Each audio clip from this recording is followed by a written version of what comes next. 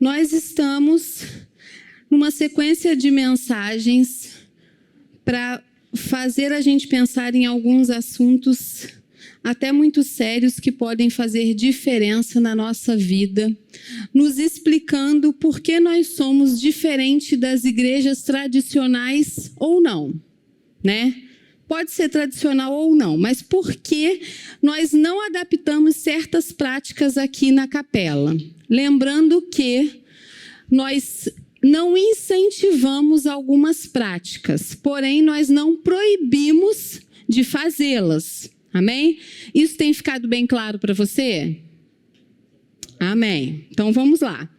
No primeiro domingo, o Dalber falou sobre a igreja, sobre o que é ser igreja de fato.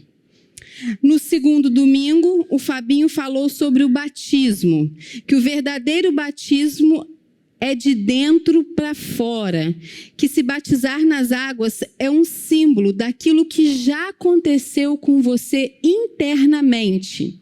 É o que o Dalber acabou de dizer. Se você já entendeu que você já se batizou, que o Espírito Santo já moveu algo aqui dentro de você, você pode e deve ou não, isso é uma decisão sua, é uma decisão pessoal, celebrar isso. E aí nós vamos fazê-lo no dia 14 de abril. Amém? E na terceira semana desse mês de março, o Washington falou na semana passada sobre o jejum. Que jejum ele tem a finalidade de te fortalecer. E às vezes a gente faz jejum, tipo assim, para mostrar o quanto nós somos santos, o quanto nós estamos mais próximos de Deus, o quanto nós estamos fazendo para poder adquirir algo em troca. E se a gente faz isso para mostrar para alguém, nós já recebemos a nossa recompensa, que é do homem. E nós não devemos fazer dessa forma, que toda recompensa deve vir do Senhor. Isso foi o que o Washington quis passar para nós na terceira semana. E hoje, não sei se vocês sabem, é domingo de Ramos.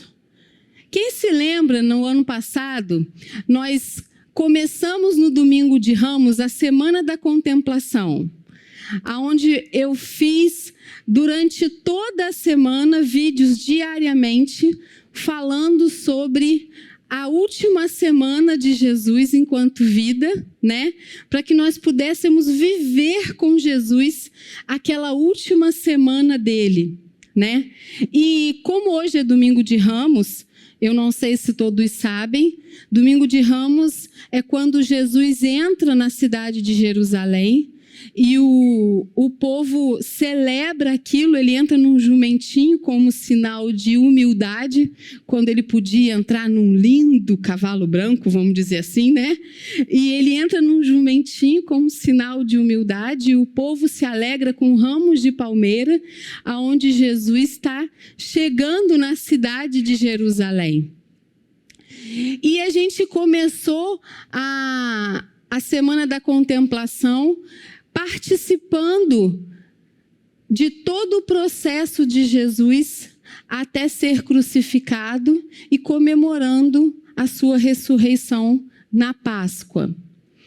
Nesse meio tempo aí da Semana da Contemplação, Jesus se reúne com os seus discípulos para avisar da sua morte, que foi a última ceia que Jesus teve com os seus discípulos.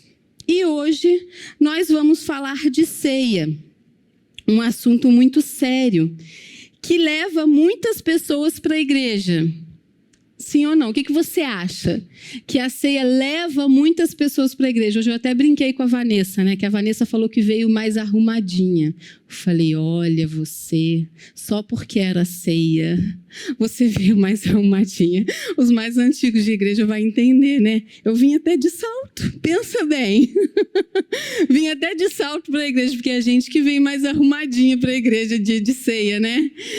Dia normal vem todo mundo esculambado. Dia de ceia, deixa eu colocar um salto, uma roupa mais bonita. Os mais tradicionais vestem até terno, não é verdade? Até terno. A Bia está até com o botãozinho fechado até em cima. Mas brincadeiras à parte, a ceia leva muitas pessoas para a igreja. Tem gente que falta todos os domingos, dia de ceia, eu tenho que ir para a igreja. O dia de ceia as igrejas ficam lotadas, verdade. Mas por que será? Por causa da comida ou por causa do legalismo? O que você acha? Mas também é um assunto que tira muitas pessoas da igreja, sabia? A ceia, ou ela traz muita gente para a igreja, ou ela tira muitas pessoas da igreja. Compreender mal a ceia é a maior demonstração de um Deus punitivo. Vou falar de novo. Compreender mal a ceia é a maior demonstração de um Deus punitivo. Mas compreender bem a ceia é a maior forma de inclusão à mesa e demonstração de amor. Então, vamos falar um pouquinho sobre isso. Vamos aprender hoje, se ainda não sabemos, de fato, o que é ceia, cara. Porque depois que eu li esse texto, eu fiquei pensando naqueles posts de Instagram. Eu não sei se você já viu aqueles posts assim, olha, com quantos anos você descobriu isso? Por exemplo, sabe quando a gente pega um ralo? As mulheres vão entender isso mais. Sabe um ralo de queijo? Que você usa aquela parte de ralar queijo mais fininho, que você passa a salsinha assim, que você tira as folhas da salsinha e tira o talo. E aí no post está assim, com quantos anos você aprendeu isso? E você para pensar e fala assim, caraca, eu tenho 42 anos e não sabia que esse troço podia servir para isso. E aí você para pensar nisso. Sabia que isso podia ser para isso. E hoje eu já estou com 42 anos e toda a vida eu lavava a salsinha e ficava tirando folhinha por folhinha. E era tão prático. Meu Deus do céu. E, gente, quando eu li esse texto, foi exatamente isso daí. É claro que esse texto não é um objeto. Mas eu fiquei pensando, por anos, depois de muito tempo, foi essa a impressão que eu tive. Eu sempre li esse texto. E mesmo sabendo que ele era o certo, parece assim que Jesus dessa vez abriu os meus olhos e o meu coração de uma forma que eu não sei te explicar. Então vamos abrir aí em 1 Coríntios, capítulo 11, versículo 17. Vamos lá. Entretanto, nisto que lhes vou dizer, não os elogio, pois as reuniões de vocês mais fazem mal do que bem. Em primeiro lugar, ouço que quando vocês se reúnem como igreja, há divisões entre vocês, e até certo ponto eu creio, pois é necessário que haja divergências entre vocês, para que sejam conhecidos quais dentre vocês são aprovados. Quando vocês se reúnem, não é para comer a ceia do Senhor, porque cada um come a sua própria ceia, sem esperar pelos outros. Assim, enquanto um fica com fome, outro se embriaga. Será que vocês não têm casa onde comer e beber?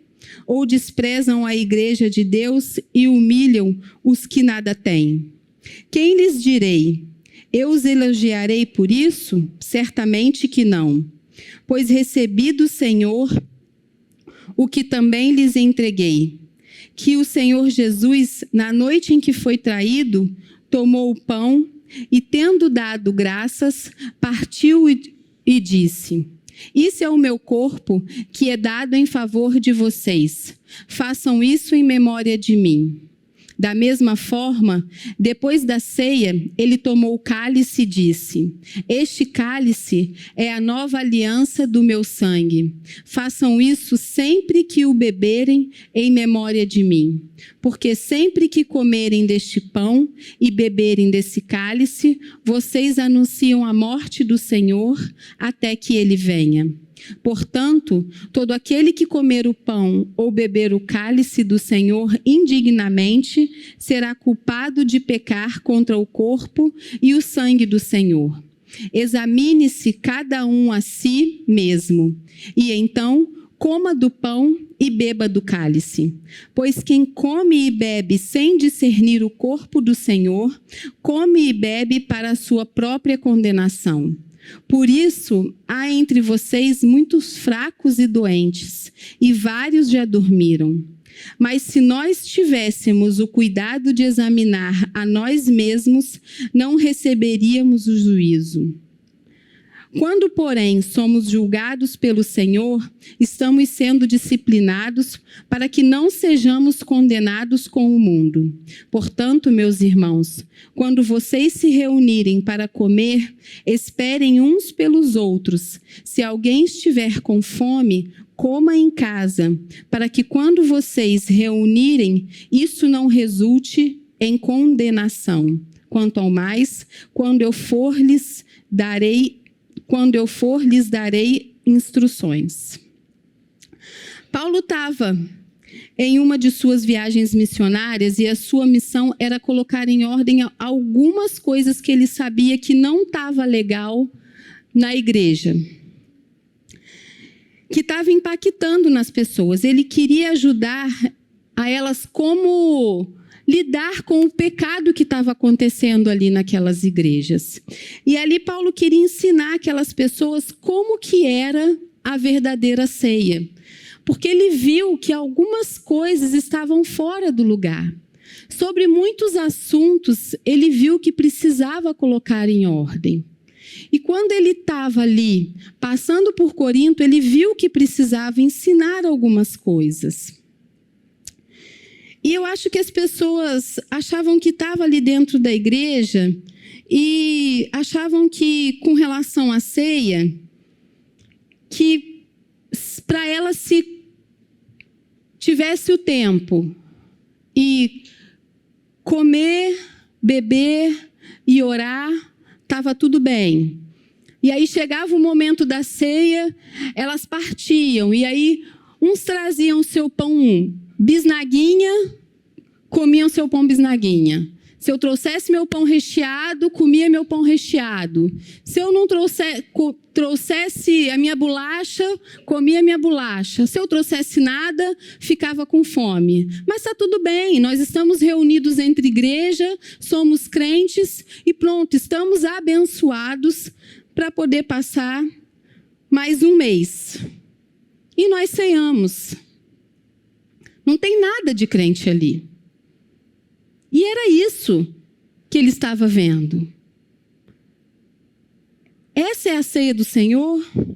É isso que nós estamos fazendo? Não foi isso que Jesus ensinou para os seus discípulos. Isso não era o partir do pão. Não foi isso que ele gostaria que fizessem. Não foi por isso que Jesus morreu na cruz por nós.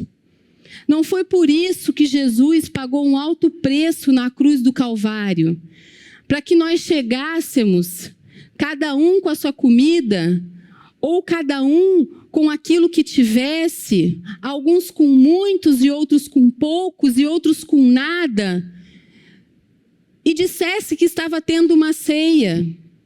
Não é sobre isso. As pessoas não estavam conseguindo discernir aquilo que realmente estava acontecendo.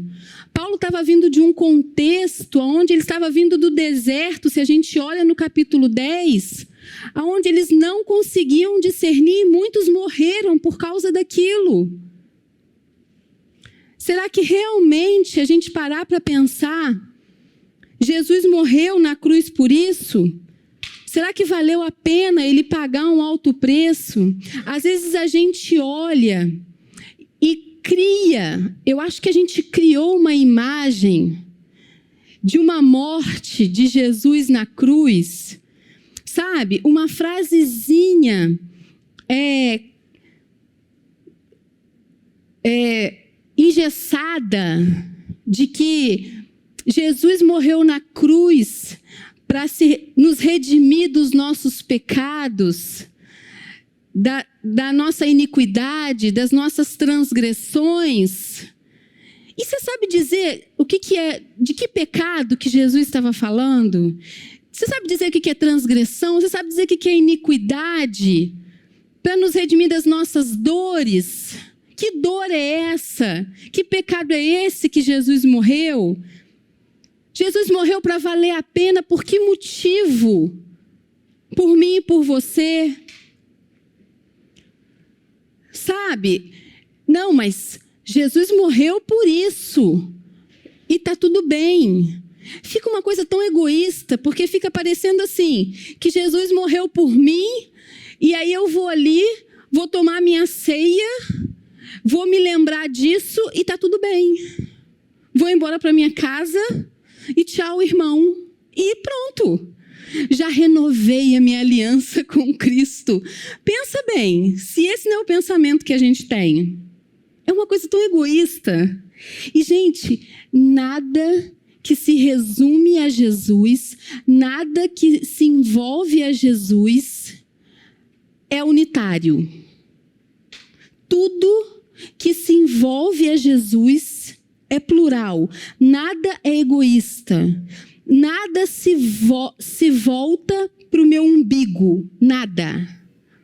Nada que se envolve a Jesus é umbigo. Então, quando você lembrar da cruz do Calvário, quando você lembrar daquela cruz, você vai dizer assim, aquela cruz ali tem unidade. Aquela cruz ali, Jesus morreu por um motivo. Foi para que eu pudesse lembrar de algo. E vamos ver por que motivo foi. Sabe aquela história que diz assim, farinha pouca, meu irmão primeiro? Eu tenho certeza que não tem ninguém aqui que é capela antiga que nunca ouviu essa frase. Farinha pouca, meu irmão primeiro.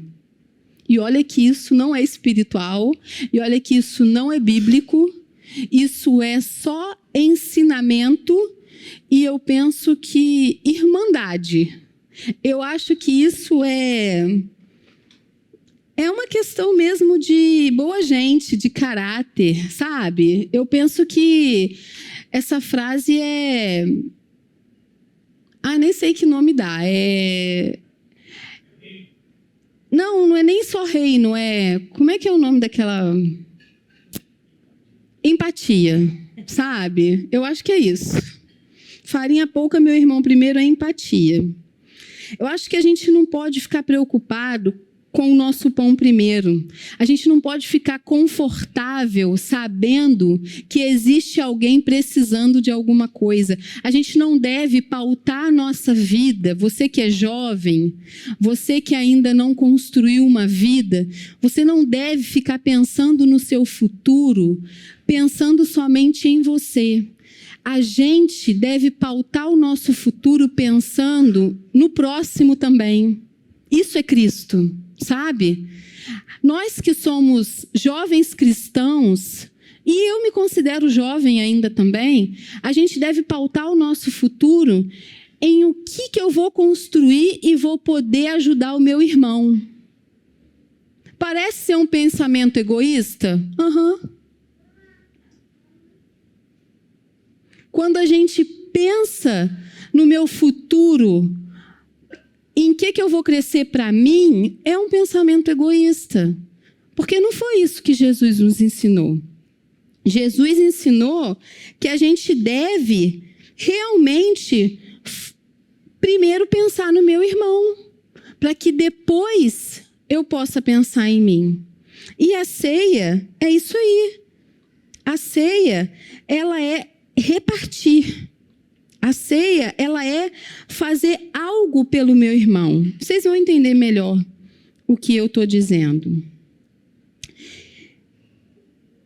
Eu sei que muita coisa que eu estou falando aqui, porque é muito difícil a gente conseguir assimilar em que a gente deve pensar no outro primeiro, sabe? E muita coisa que eu estou falando aqui, eu estou falando, está entrando num ouvido e saindo pelo outro. Eu sei disso, gente. Isso é ser humano.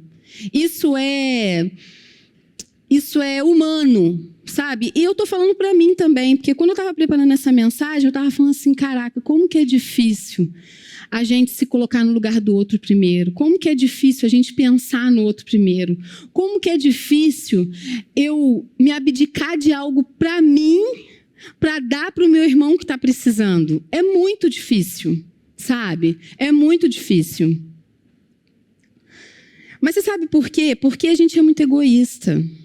Eu sei que há exceções. Eu sei que existem pessoas que tiram da roupa do corpo para dar para o outro.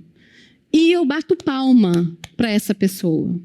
Mas quando que, na verdade, todos nós deveríamos ter um pouquinho, sabe, desse tipo de pessoa, desse biotipo dentro de nós, de Cristo dentro de nós. Todos nós deveríamos ter isso, sabe? Todos nós. Sabe por quê?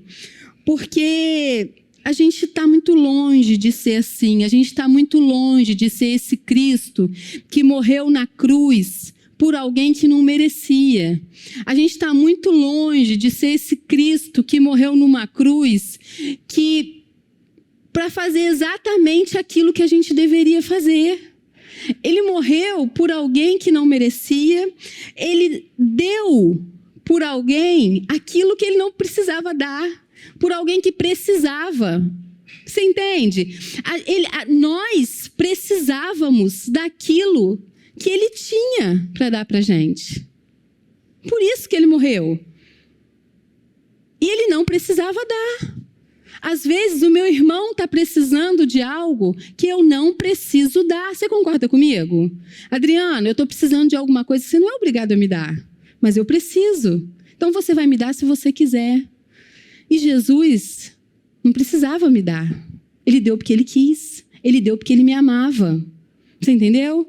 Aí você vai falar para mim assim, Fernanda, mas aí é Jesus, né? Eu não sou Jesus. Mas é exatamente por isso, miserável. Jesus fez isso para você ser igual a ele. Você entende? É por causa disso, gente. Jesus morreu na cruz exatamente por esse objetivo. Para que nós pudéssemos nos parecer com ele. E ele morreu na cruz para nos salvar de nós mesmos. Para que a gente pudesse parecer com ele. Da dor de nos arrancar de nós mesmos. Jesus morreu porque é difícil. Uma vez eu estava na terapia com minha psicóloga e a gente começou a conversar e eu falei para ela assim, cara, as pessoas, elas querem me ajudar. As pessoas, eu não tenho problema. O problema sou eu. Mas como que eu faço para me livrar de mim mesma? Isso é muito ruim, isso dói. Isso dói. Mas você entende que o alto preço que Jesus pagou na cruz do Calvário foi para nos libertar de como é difícil nós nos libertarmos de toda essa dor, de algo que é tão difícil, sabe? De como a gente se envolve com as coisas do mundo, como é bom as coisas do mundo, sabe? Por que a gente adquire doença? Às vezes a gente pensa assim, eu estava pensando, que a gente pensa assim, poxa, por que a gente tem câncer? Por que a gente tem depressão? Por que a gente tem diabetes? Será que Jesus morreu na cruz para livrar a gente de diabetes? De câncer? A gente adquire essas doenças por causa do que a gente come, por causa de uma má formação, por causa de não sei o quê. Eu não sou médica, eu não sou isso. Mas eu creio que não foi por causa disso. Isso a gente adquire ao longo da vida. Jesus morreu na cruz por causa de algo muito maior do que isso. Por causa de algo que nós somos. E por causa de algo que nós somos, nós adquirimos esse monte de porcaria. Entende? Quem nunca deixou de tomar a ceia porque achou que estava em pecado aqui? Forte isso. Eu estava escutando um pastor pregar e ele cresceu na igreja evangélica. E ele falou assim, irmãos, quantas vezes eu fui para a igreja, foi aquela frase que eu falei lá no início, que fala assim, compreender mal a ceia é a maior demonstração de um Deus punitivo. Deus não vai te punir se você tomar a ceia, porque todos nós pecamos todos os dias. Então ninguém pode tomar ceia. E ele falou assim, quando eu chegava na igreja, que eu ia tomar a ceia, eu falava assim, cara, como que eu não vou tomar a ceia? Porque se eu tomar a ceia, quem vai me punir é Jesus, é Deus, é Jesus. Mas ele vai me punir só no juízo final. E se eu não tomar, quem vai me punir é os irmãos da igreja, eles me punem agora. Aí até eu ser punido no dia do juízo, às vezes dá tempo de eu correr atrás do prejuízo. Eu achei aquilo tão engraçado, tão engraçado. Falou, então eu vou tomar. E aí eu já estou pecando. E aí eu fico nesse loop infinito de pecado. Então, assim, gente, é uma coisa que não faz sentido. Não faz sentido. E aí a gente cria esse Deus punitivo, né?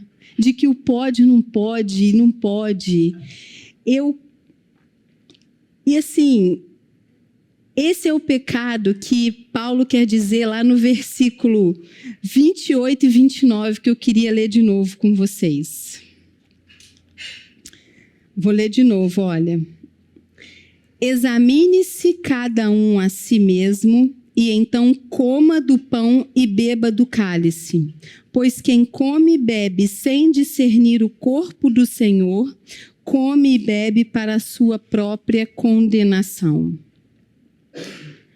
Aí é que eu falo para você, quando eu te disse daquele post do Instagram, que eu li esse texto e Jesus abriu meus olhos de uma certa maneira, de uma certa forma. E sabe qual foi o pecado que e aí eu acho que vale uma boa discussão no grupo de conexão aqui. Sabe qual foi o pecado que eu entendi aqui nesse texto? A ceia, ela não tem nada a ver com individualidade. Você pegar o seu copinho, o seu pão, e comer.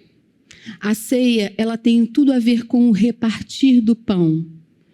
Quando Paulo fala aqui nesse texto, ensinando para a igreja de Corinto, que se você está com fome, vá para a sua casa e coma lá, ele quer dizer que uns ficam com fome, outros se embriagam ou se empanturram. Ele quer dizer que é para você comer junto, olhar a necessidade do seu irmão, sabe? Para você se examinar e ver será que você tem muito, está comendo muito, e o irmão que está do seu lado está passando fome? Sabe, quando Jesus estava ali na ceia com seus discípulos, ele pegou o pão, repartiu e deu para os discípulos comerem juntos. Não é simplesmente você comer e fazer algo de que não está tudo bem. Já comi meu pão, já tomei meu cálice e agora eu estou bem com Jesus. Não é isso, não é sobre isso. É sobre uma unidade, você entender e se examinar de que será que eu estou comendo só para mim? Será que eu estou olhando só para a minha necessidade? Foi por isso que Jesus morreu por nós. Foi para que nós pudéssemos ter um coração de que farinha pouca, meu irmão primeiro, entende? É a necessidade do meu irmão primeiro. Não sou eu, não é sobre mim, é sobre o meu irmão, é sobre amar, é sobre compartilhar, é sobre amar ao próximo como a mim mesmo, é sobre amor. Foi por isso que Jesus morreu na cruz do Calvário, entende? É sobre isso, é sobre isso. E o pecado aqui não é que você não possa tomar a ceia se você pecou, porque você peca todos os dias. É para você se examinar e dizer, será que você está tomando a sua ceia e o seu irmão do seu lado está passando fome? Muitas das vezes a gente toma a ceia com o olho fechado. Talvez seja melhor a gente tomar com o olho aberto para a gente poder olhar para o nosso irmão e ver a necessidade que ele está passando. E conseguir enxergar a necessidade que ele está passando. A ceia não é para aquele que está em pecado. Não. A ceia é para todo mundo. A ceia é para aquele que entendeu quem é Jesus. A ceia é para aquele que entendeu o alto preço que Jesus pagou na cruz do Calvário. Para que você entendesse que o seu irmão precisa de você.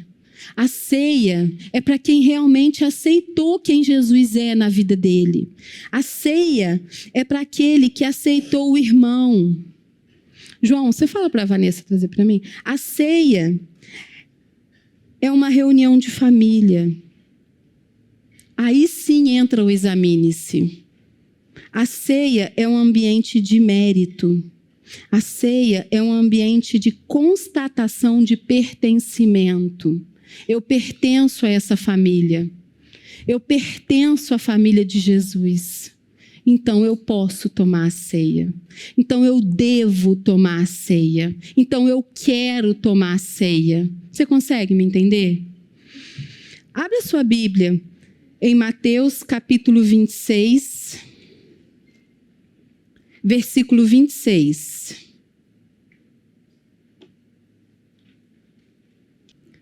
Enquanto comiam, Jesus tomou o pão, deu graças, partiu e deu aos seus discípulos, dizendo: tomem e comam, isso é o meu corpo.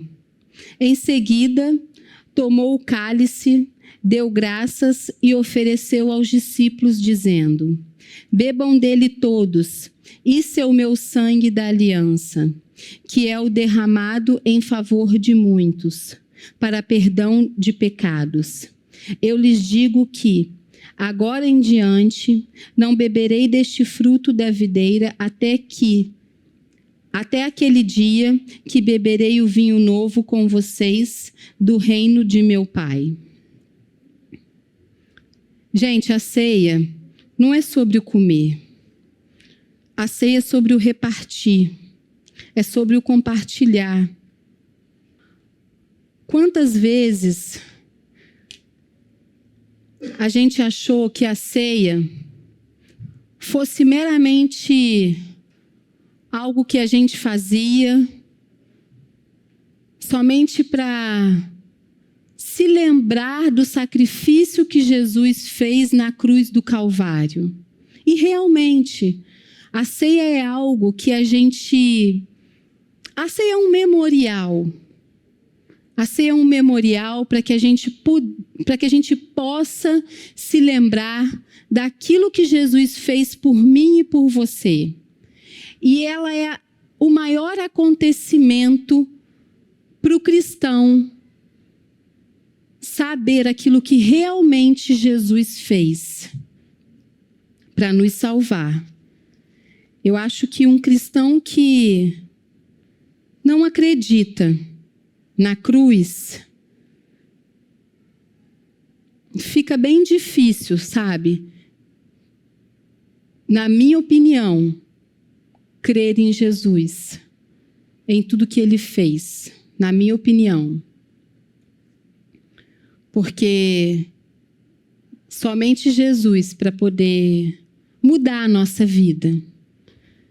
Todos esses temas, na próxima semana nós vamos falar sobre Páscoa. E aí nós vamos fechar todos esses temas de ensinamento. Nós aprendemos o que é a verdadeira igreja, que somos nós. Nós aprendemos o que é o batismo, que quando nós realmente entendemos o que Jesus fez na nossa vida e que nós somos batizados pelo Espírito Santo e que quem faz é Deus na nossa vida. E aí sim nós queremos celebrar isso através do batismo nas águas e que também é um símbolo, assim como a ceia. E depois o jejum, que é algo totalmente individual de cada um. E hoje, a ceia simbolizando aquilo que Jesus fez para nos salvar. Semana que vem nós vamos fechar com a Páscoa, onde nós cremos que Jesus ressuscitou para poder nos dar vida. Eu podia muito bem falar para você assim: você crê que Jesus morreu na cruz do Calvário por você? Vem aqui na frente, aceite a Jesus como seu Senhor e Salvador. Isso é só mais uma forma de você expressar que você acredita que Jesus fez isso. Mas isso é algo externo. Você precisa acreditar naquilo que Jesus fez por você. E só quem vai convencer daquilo que Jesus fez por você não sou eu. Não é as palavras que eu estou dizendo. É o Espírito Santo de Deus. É só Ele que faz. Eu vou pedir o pessoal da hospitalidade para poder trazer para vocês aquilo que simboliza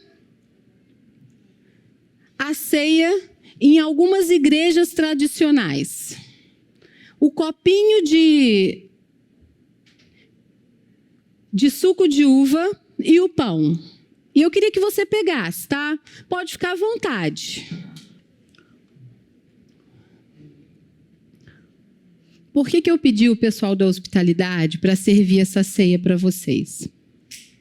Porque eu gostaria que vocês entendessem qual é a diferença da ceia, do copinho, do suco de uva com o pãozinho, que é um símbolo que as igrejas fazem e nós não fazemos, tá? E que não tem problema nenhum de fazer também. Só que nós não fazemos dessa forma. Nós fazemos um almoço. Nós adaptamos a comida, que almoçamos todos juntos. Não é certo nem errado. Tá bom? E hoje eu gostaria de chamar toda a igreja para almoçar com a gente, tá bom? Nós vamos fazer um almoço para que nós pudéssemos ver a diferença de um para o outro. Não tem forma errada, tá? Mas nós nos inclinamos em fazer o almoço.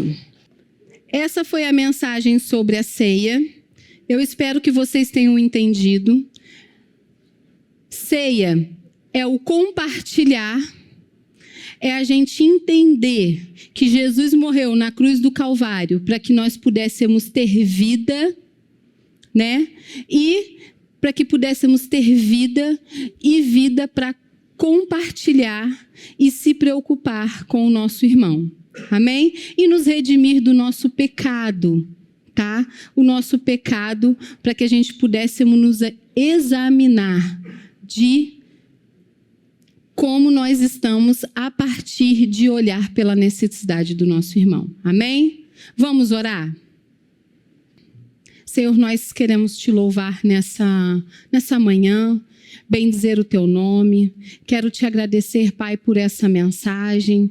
Quero te agradecer pelas nossas vidas. Quero te agradecer por essa família, pela nossa união, te agradecer pelo alto preço que o Senhor pagou na cruz do Calvário para nos salvar, te agradecer pelo alto preço que o Senhor pagou, mesmo sem merecermos, Jesus. Eu sei que o Senhor nos ama pelo teu amor. Muito obrigada, Jesus. Obrigada pelo teu amor que nos une. Obrigada, Jesus, por nos amar tanto e estar sempre cuidando de nós, Pai.